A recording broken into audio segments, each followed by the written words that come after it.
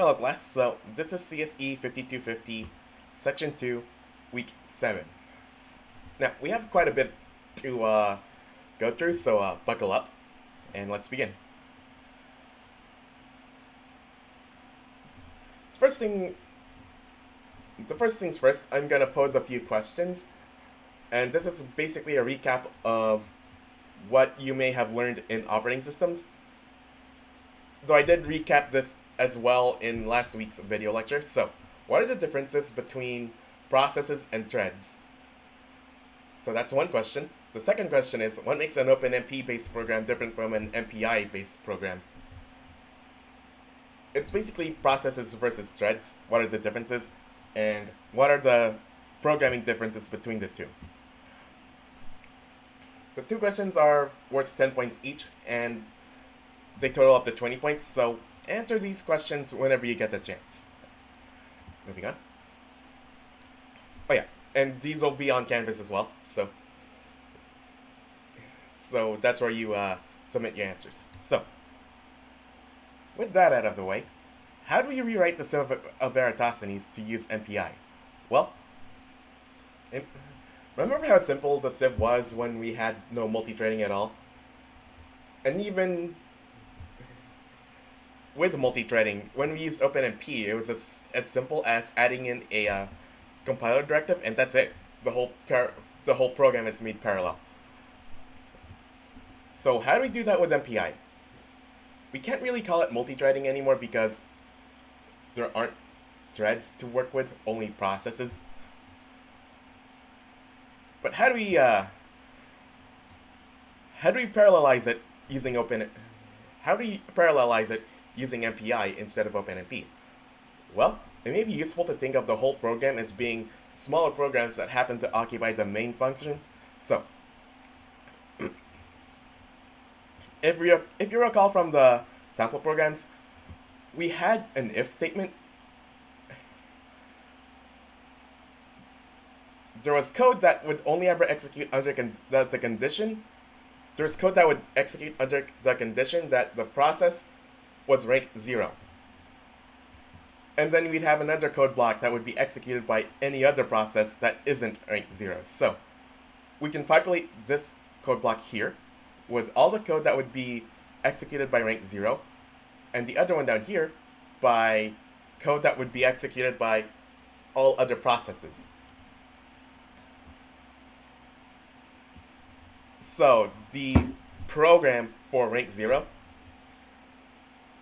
I showed a demonstration on how we can send bitmaps from one process to another, have the receiving processes modify the bitmap, and have those processes send back the bitmap to the sender. Here we're gonna do that with a for loop. Yeah, we're basically gonna automate the whole process of sending and receive using the same for loop structure as shown with the original Sieve of Eratosthenes. So, the program for rank 0 is simply to send a bitmap to all other processes, receive those modified bitmaps from those processes, and combine them all into an updated bitmap. So here, first we initialize the bitmap. We have to add some initialization code as well, and then we enter a for loop.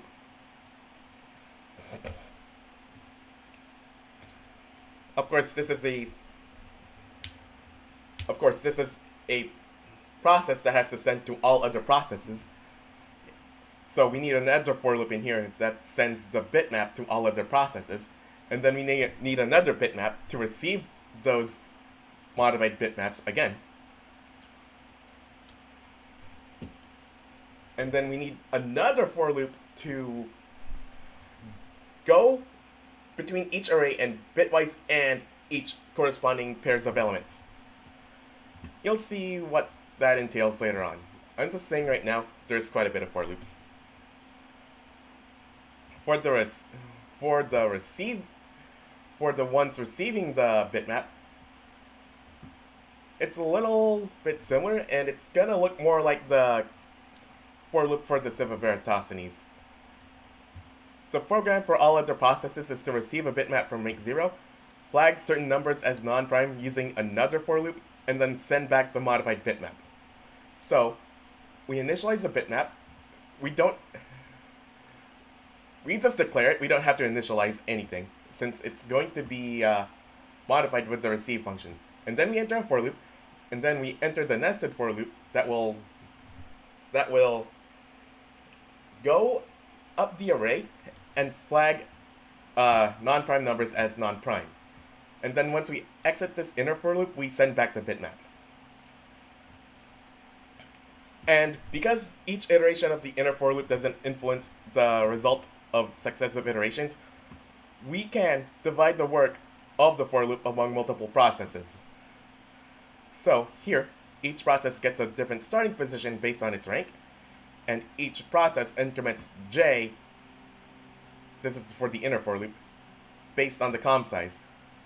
But with a catch, because rank 0, the job of rank 0 is only to send and receive bitmaps.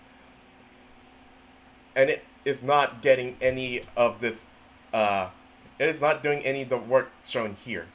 So we have to subtract 1 off of rank and com size within this for loop so that we don't accidentally deadlock ourselves. Because remember, if you have mismatched sends and receives, you get deadlock. So what I'm showing you right now is the actual completed code. So there's quite a bit to explain, so let's get on with explaining. Remember how the sieve was set up? We had an outer for loop that would iterate through the array of numbers, looking for prime numbers, and then we had an inner for loop that would only ever execute if the outer for loop found a prime number. So with that in mind, for the outer for loop, we can just send a bitmap no matter what. With the inner for loop, we only have to execute that if the outer for loop found a prime number. We can deduce that by using this condition, if bitmap I, which means basically if the number corresponding to index I is prime. If that's the case, we can execute this code, which basically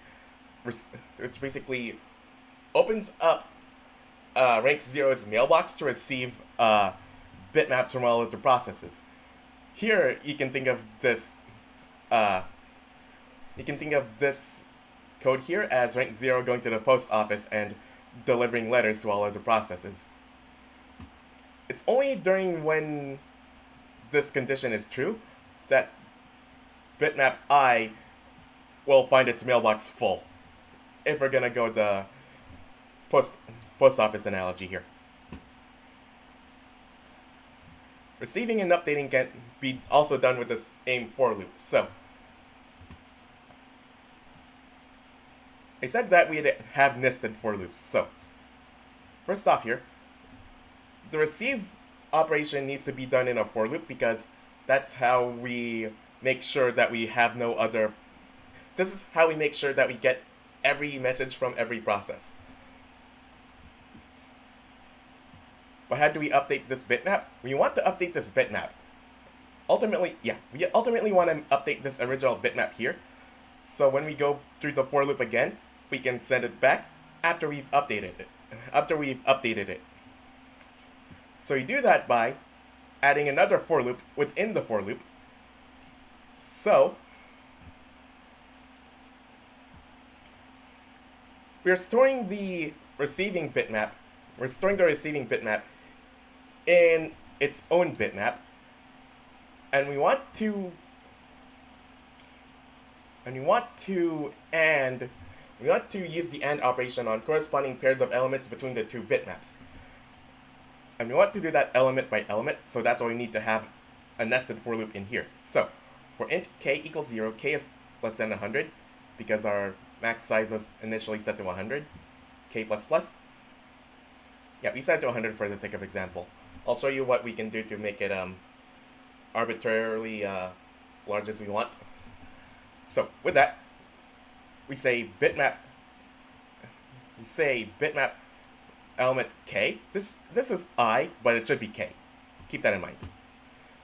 So we AND bitmap k with bitmap receive k. And what that does is, if there was ever a 0 in the received bitmap, it will result in bitmap k becoming 0. And that's how we update the bitmap here, so that when we go through the for loop again, we send that updated bitmap with all the zeros that were received this way.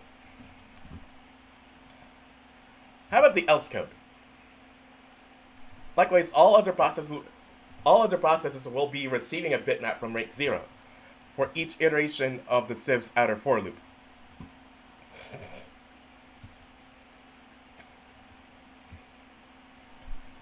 Remember, we need this bitmap because it's from that bitmap that we get the information needed to deduce whether the current number we're at is a prime number.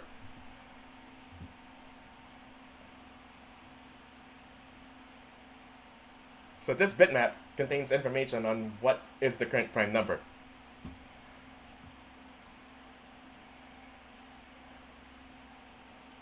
In this for loop, if the element at index I is a prime number, so if bitmap I, then we enter the inner for loop, and that is the for loop that will basically cross out multiples of prime numbers. This may look familiar to you, and that's because it's the bit of code that crosses out prime numbers. No, it crosses out multiples of a prime number from the original Sieve of Eratosthenes, with a few modifications, such as having to send back the bitmap that we are using to cross out non-prime numbers back to rank 0. See?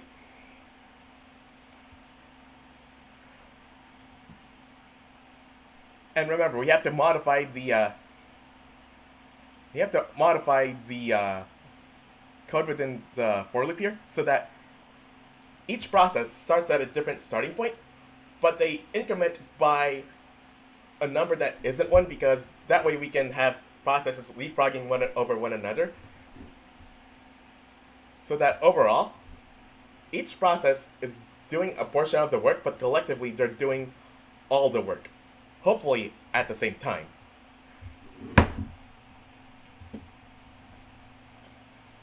And because rank 0 is not involved in here at all, we have to subtract 1 off of rank and com size.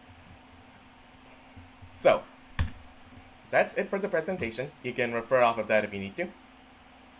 So, let's begin.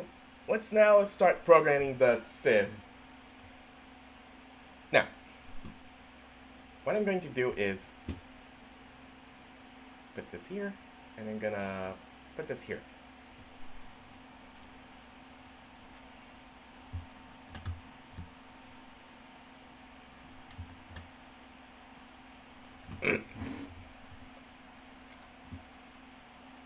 Right, so let's begin this with a sieve of size 100. So let's just now I'm just gonna follow the code here and point out a few modifications as they come up. Now, rank 0 is the part of the code that rank 0 is the process that sends and receives from all other bitmaps. So, first we want to do is initialize the bitmap of size 100.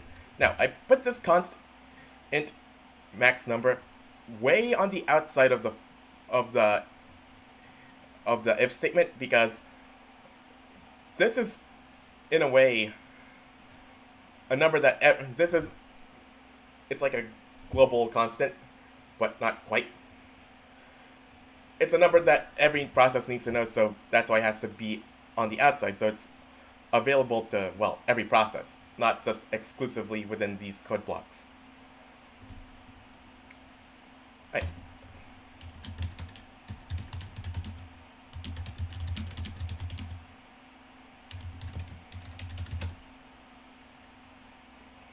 Alright, so let's initialize a bitmap of size 100, and let's use this max number out here.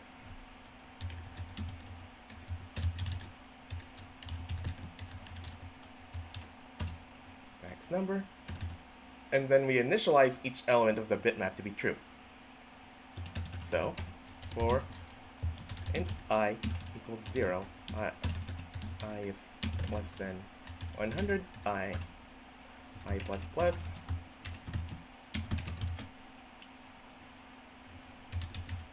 at I equals true. So keep in mind that the number 1, which is at index 0, is neither prime nor composite.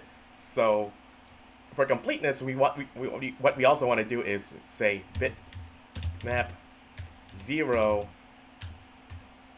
equals false. And that's just for completeness.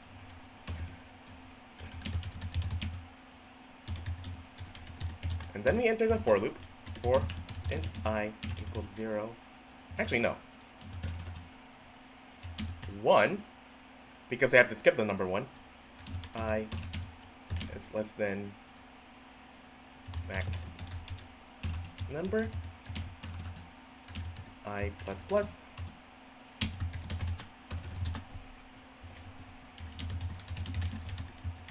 Send the bitmap for int j equals 1, because we have to skip rank 0. Otherwise, you get deadlock. J is less than com size j plus plus. Mpi Send. This is a 6-parameter function, if you recall. The first thing we want to send is the address of the first element, so address of bitmap 0, and then we want to send max number, because that's the number of things we're sending. Mpi bool, because we're sending a boolean value. J, because J is the receiver, the rank of the receiver. And the last 2 parameters can be just 0 and mpi com world.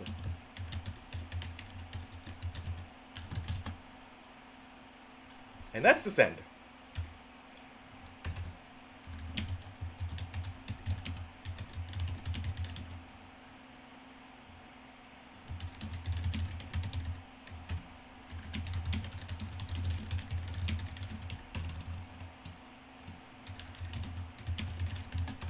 Right, so we have to do receives as well, so if bitmap I is true, if that is true, then we receive a bitmap from all the processes.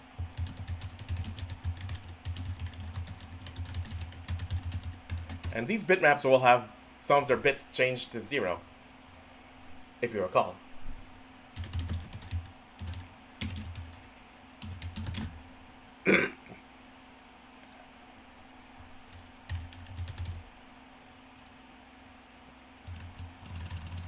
And because it's a receive, we have to start at 1.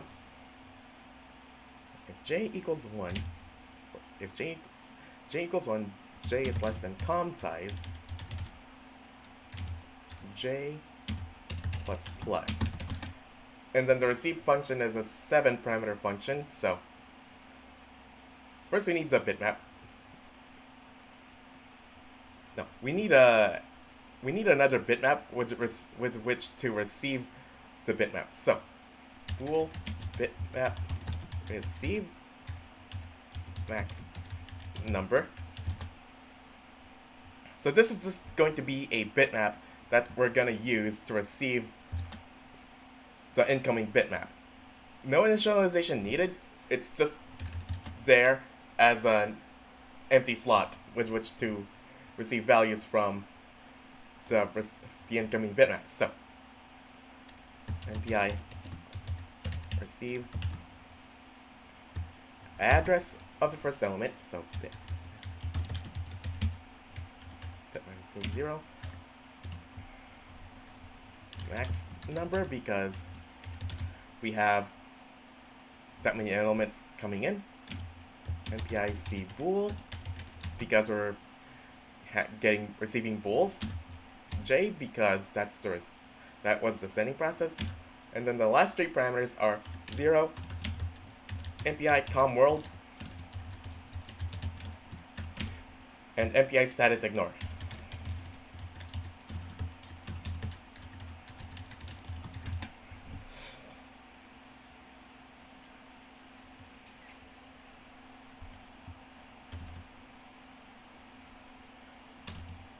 Now, we have the bitmap, but now we have to update, we have to receive the bitmap now, but now we need to use that information to update this bitmap. So we do that with another for loop within the for loop. So, for int k equals 0, k is less than max number, k plus plus,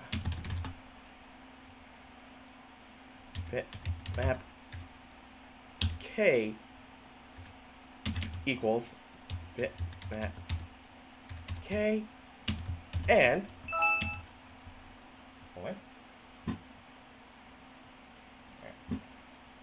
bitmap k and bitmap receive k. This code is also equivalent to just saying bitmap k ampersand equals bitmap receive k.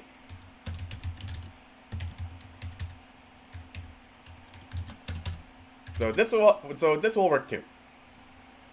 And that's it for the rank 0 code. There is a few loose ends that we have to take care of as well, but we'll cycle back to those as we get to them. Next, let's look at the else code. You can see that you can see all the code that we had from last week as well. I just commented it all out. So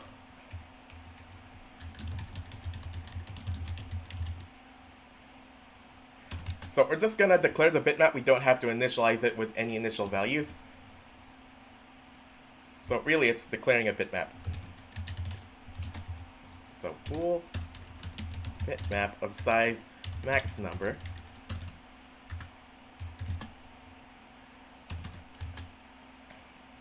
and for the sake of knowing what number that we're looking at, I'm just going to cheat a little bit and add the include vector up here so I can make a vector of numbers.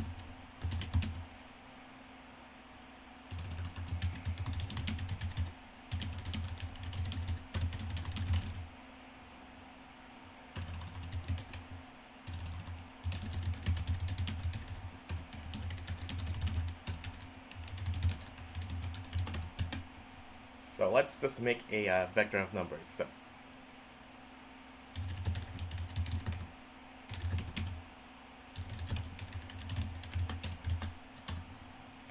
and we can initialize this using a for loop. So for int I equals 0, I is less than 100, I plus plus,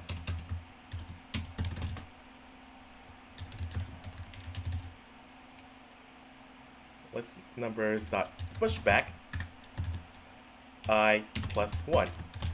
So we're just pushing back all the numbers from 1 to 100 into the array, into the vector I mean, so that when we enter the for loop here, we have an easy reference to know for knowing which number we're on.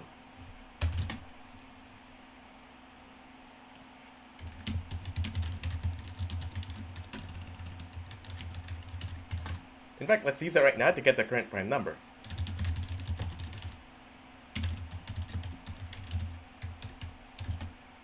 If it is a prime number. Actually, no. This is supposed to go within a for loop, so let's just add that in right now. For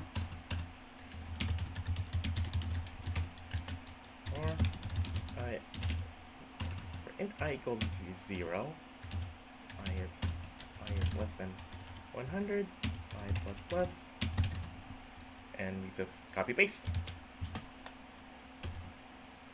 Nope. if bitmap.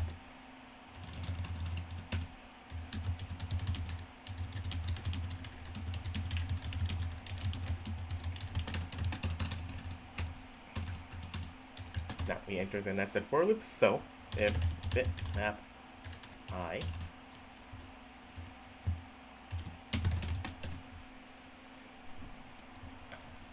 for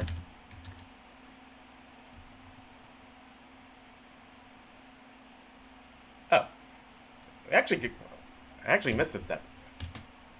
What I forgot was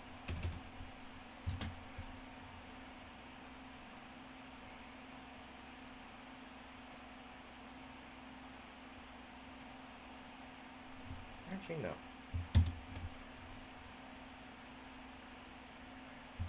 Yeah, what I forgot was to do was receive the bitmap from rank 0. So if you look at this for loop, once rank 0 enters its for loop, it sends a bitmap to all other processes. It sends the bitmap to all other processes, and that's what we have to mirror here. So for the code for all the for the code of all other processes, once those enter their for loops, they have to receive that bitmap. So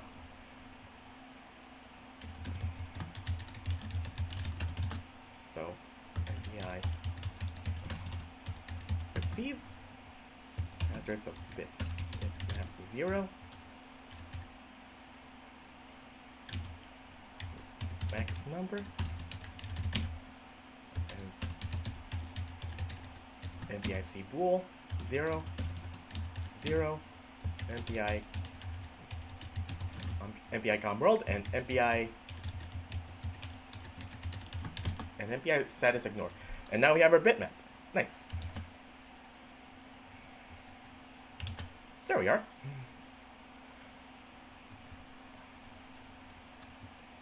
Now we can enter that inner for loop.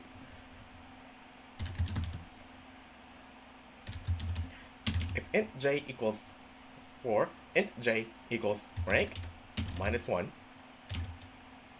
j is less than max number, j plus equals com size minus 1.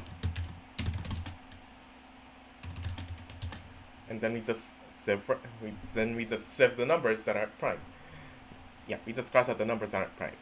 So int current number equals list numbers j if current number odd current prime equals 0 and current number does not equal current prime, then bitmap j equals false. We're almost there.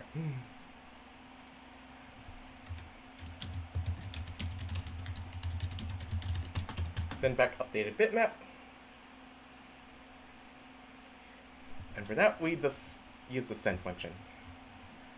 Because remember, we have a send, and then we have a corresponding receive. So here we have a receive, and then a corresponding send. So Mpi Send address of bitmap 0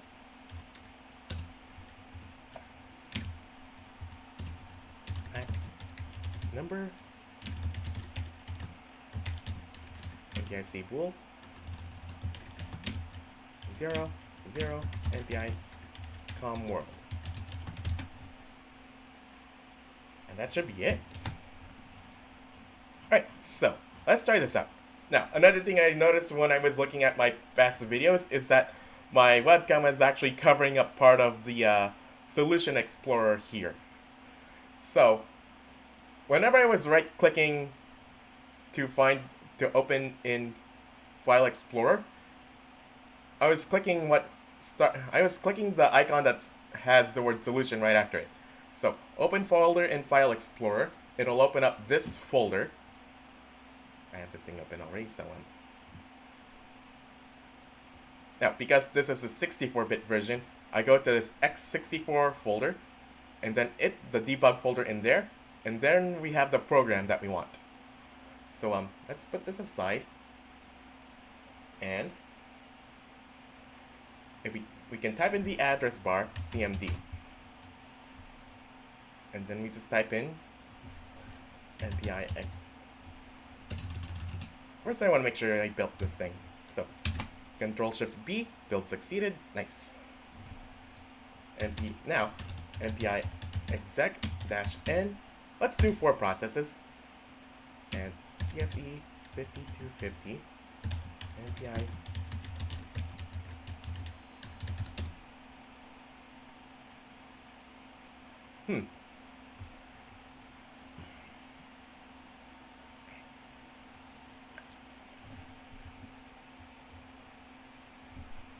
seems to be stalled. So that means it might mean we ended up stalling something. So I'll just pause the recording and then I'll get back to you if I find anything weird. Alright, I may have found it. This for loop here started at 0 when it was supposed to start at 1. So it may have been causing some issues where we had a mismatched number of sends and receives. So let's make sure we rebuilt that. CLS to clear the screen and try that again. Okay, it worked, but it didn't output anything. So that's because we didn't write any code to, output anything. So let's fix that by, outputting something. So for int I equals 0, I is less than max number,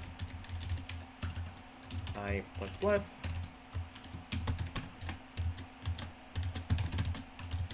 come on,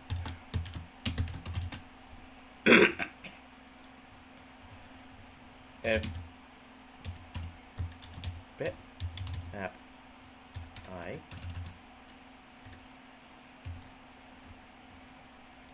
I'm just writing this code right after the big for loop for rank 0.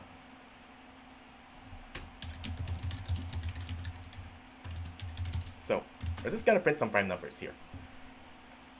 If bitmap I, then printf %d space, and then comma I plus 1. And hopefully that should work. And there we go, it works. 2, 3, 5, 7, 11, 13, 17, 19, all the way to 97. And that's all the prime numbers between 1 and 100. And now what we have now is the Sieve of Eratosthenes written in MPI. However, there's a few loose threads that we have to take care of. First off is, well, how do we measure the execution time for this thing? Well, one way to measure it is to add in code that will basically act as a stopwatch. So let me pause that for a second. If you recall how chrono works, we have to add in include chrono, and then we can add out here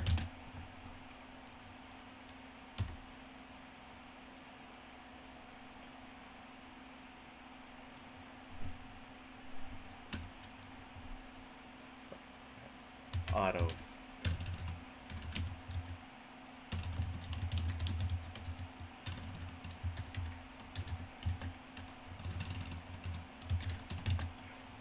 So auto start equals, and this is a long one, standard chrono high resolution clock. Now, and that's our start time. Now we have to copy this and paste it right after all of that. So stop time, and then auto stop, And then we have to find the difference of the two and then print out that difference. So we can just print it out like this. Print F %D. Yeah. And then comma. And we want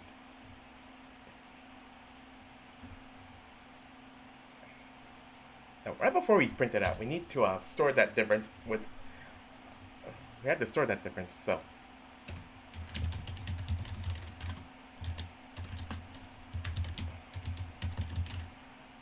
execution time equals. Now this is gonna be pretty long as well. So I have it on my other monitor, by the way. So standard chrono duration cast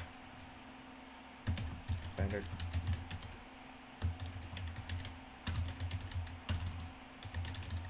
chrono microseconds, and then finish stop minus start, and now we can print it.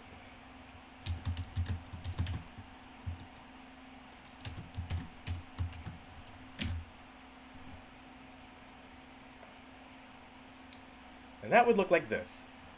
%D.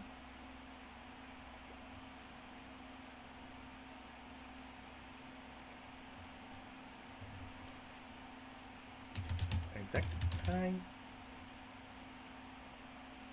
Dot count. Built that. A few errors, but otherwise it worked. So let's try this out. Okay, it works, but we're getting 4 different execution times because we have 4 processes and they're printing out their own execution time.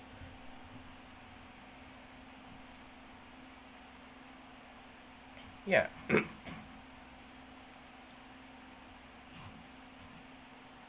One way to remedy this is to just have rank 0 print its execution times. So what we could do is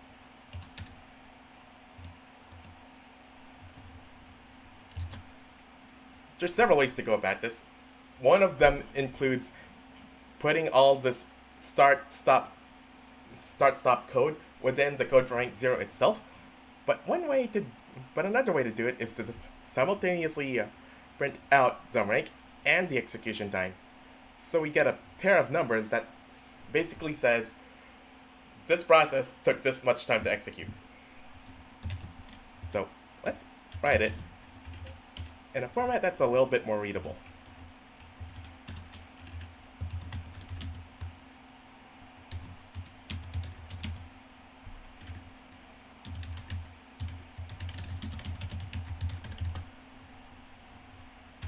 And again, there's many ways to do this. So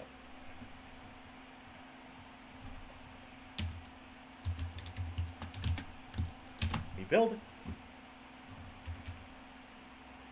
we run the program, and there we go. Rank 0 took 888 microseconds to execute. All of the process took about 700 to 800 microseconds to execute as well. And there we go. We have our sieve, and we have a way of timing it. We just need rank 0's time because that's the process that's doing all the work of sending and receiving bitmaps from all other processes. So it's basically waiting on all other processes to do the work, the actual work. Rank 0 is kind of overseeing the work of all other processes. It's not really doing anything other than just to provide updated bitmaps to you, the user. No, I misspoke. All rank 0 is doing is just combining the information received from all other processes into a bitmap that's progressively updated until we have the final list of prime numbers, if that makes sense. Now, there's a few more loose threads we can pick out here. Remember from the Sieve of Eratosthenes, we actually introduced an optimization where the inner for loop doesn't have to go all the way to max number, but rather the square root of the max number. So, we can add that back with mat. And then we can int square root max number cast to int square root max number. And now we just copy this and paste it into the, we paste that into, what's going on here? That should probably fix itself in time. So, for the outer for loop, which is here, we want to go up to the square root of the max number. And that's rank 0's code. We want to do the same for here. There's a few places where I put 100 instead of max number. And I want it to be max number and square root max number. That way, I can change the max number to anything I want as I need. So, let's try 1,000. No, 10,000. CLS. Let's try it out. And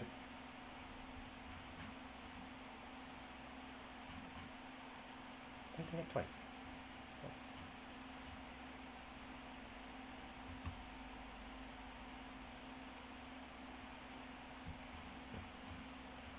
Oh, easy got. Oh, I see what's happened.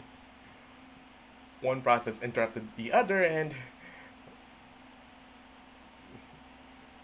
yeah, I see what happened now. One process interrupted the other, and this list of prime numbers got cut in half. So, rank 1 took this many microseconds to execute. Rank 0 took this many microseconds to execute. Ranks 3 and 2 here down here. And yeah, it works. But let's keep trying. Let's try a larger number, such as 100,000. And now we have an issue down here where it's issuing out a warning. The compiler, the Visual Studio is warning us that we've exceeded a stack size. So this is one other thing we may want to do if we want to keep using larger, if we want to push this program to its limit. We want to have it so that we don't have any sort of memory issues. And Visual Studio says, oh hey, you might have a memory issue right now. You might want to move some of the data to the heap instead. So the easiest solution to that is dynamic allocated memory. I'll get into that hopefully next week, because the most important thing I want to do right now is give you a proof of concept, give you a baseline program with which you can actually do your benchmarks.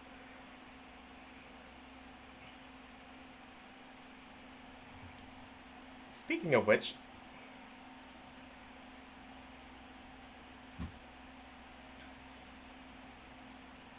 I finally pushed out the assignment for Programming Assignment 2, which is a multi-process or MPI-based Sieve of Eratosthenes. So what you can basically do is follow along with this program that I've shown in the video. And if you can get it to work, then you basically have the entire program done. The next step after that is benchmarking the program.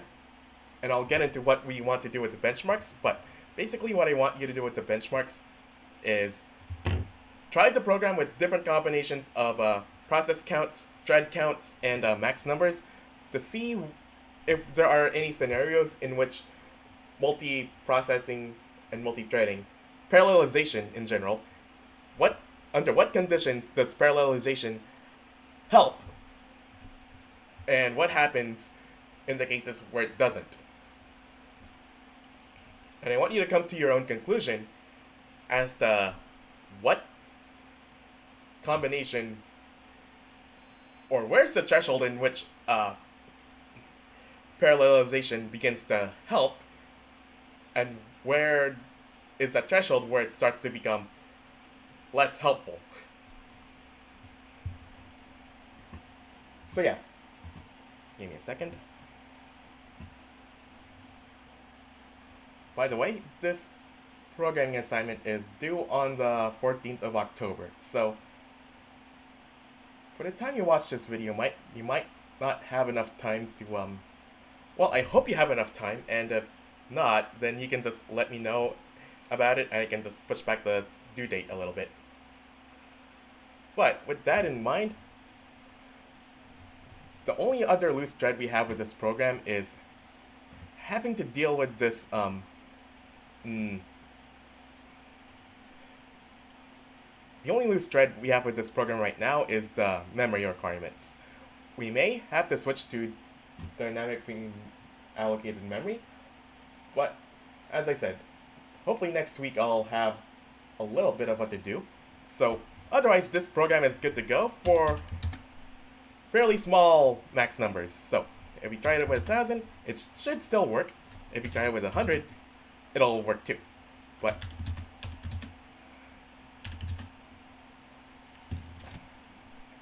it's right around 1 million that we start to get this warning, the CSE-5250-2 warning. So yeah. But if you want to get to work with trying to if you want to get to work with using dynamically allocated memory right away, there is this reference here on c++.com on dynamic memory. So basically what we have to do is wherever we have a declaration for a array of bools, what we want to do is swap that out for its dynamically allocated equivalent, which looks like this. Bool star bitmap, and then we have to do bitmap equals new bool max number.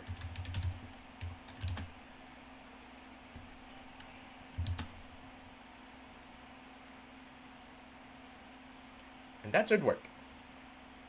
But because this is dynamically allocated memory, we have to keep in mind, we have to deallocate memory when we're done. So at the very end of once we're done, we have to deallocate the memory. So it looks like this. Delete bitmap. So rebuild that. It should work. It should work now. This thing's bugging out for no reason. Let's just build it to make sure. So CLS, and this is a max number of a really big number, but let's just take it down to a more sane 1,000. Make sure you build it and add some protein. There we go. It works more or less the same, but now we have to, for every bitmap we've ever declared, we have to swap it out with the dynamically allocated version. So, dynamically allocated array here, and then probably down here we have to delete it, and then in here we have to dynamically allocate an array here, and down here we have to delete it. So that's the only loose thread that we have to go through. Hopefully it's easy enough that we can just toy at it over the weekend before I talk about it in the next video. But for now, I'll end the video here, and I'll see you next week.